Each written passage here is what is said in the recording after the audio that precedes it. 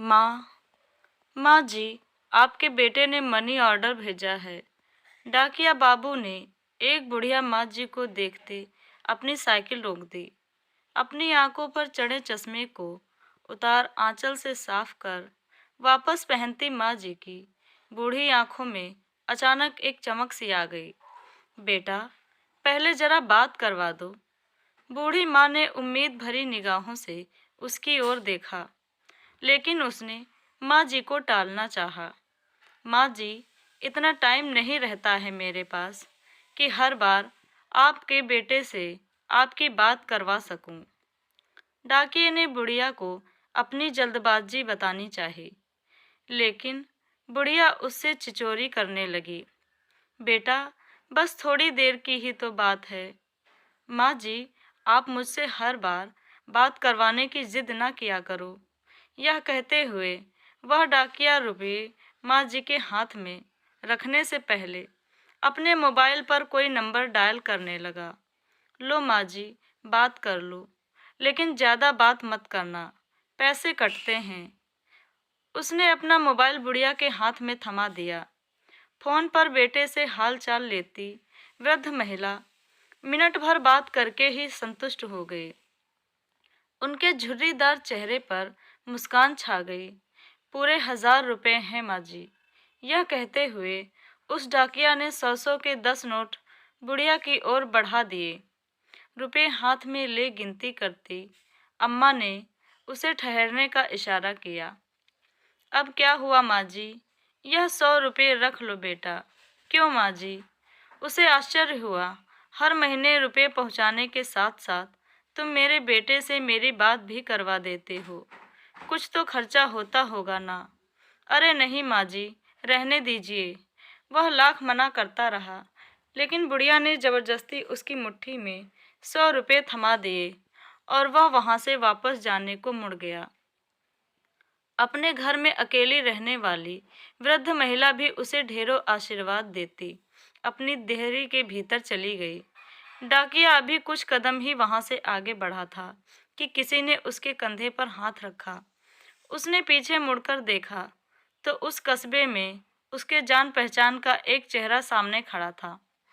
Mobile phone की दुकान चलाने वाले सुरेश को सामने पाकर वह हैरान हुआ। भाई साहब, आप यहाँ कैसे? आप तो अपनी दुकान पर होते हैं ना? मैं यहाँ किसी से मिलने आया था, लेकिन मुझे आपसे कुछ पूछना है। सुरेश की निगाहें उस डाकिये के चेहरे पर टिक गईं। जी पूछिए भाई साहब।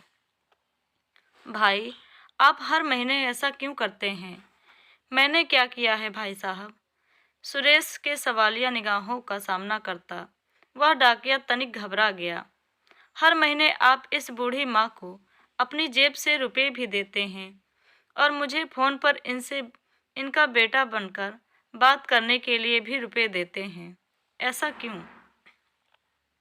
सुरेश का सवाल सुनकर डाकिया थोड़ी देर के लिए सकपका गया, मानो अचानक उसका कोई बहुत बड़ा झूठ पकड़ा गया हो। लेकिन अगले ही पल उसने सफाई दी, मैं रुपये इन्हें नहीं बल्कि अपनी माँ को देता हूँ। मैं समझा नहीं। उस डाकिया की बात सुनकर सुरेश हैरान हुआ, लेकिन डाकिया ने आगे बताया, इनका बेटा कहीं बाहर कमाने गया था और हर महीने अपनी माँ के लिए 1000 रुपये का मनी ऑर्डर भेजता था।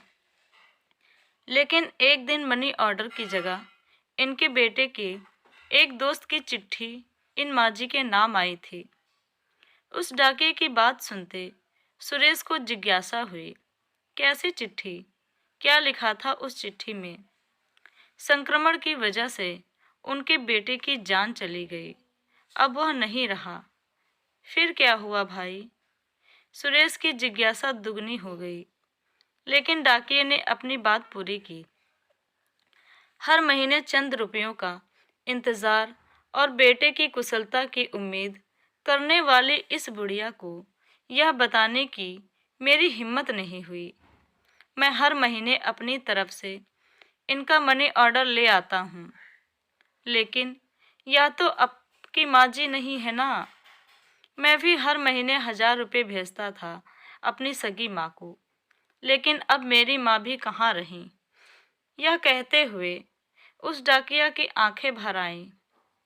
हर महीने डाकिये से रुपए लेकर उस माँ से उनका बेटा बनकर बात करने वाला सुरेश उस डाकिया का एक अजनबी माँ के प्रति आत्मिक स्नेह देख एकदम निशब्द रह गया। दोस्तों, आशा करती हूँ आपको कहानी पसंद आई होगी।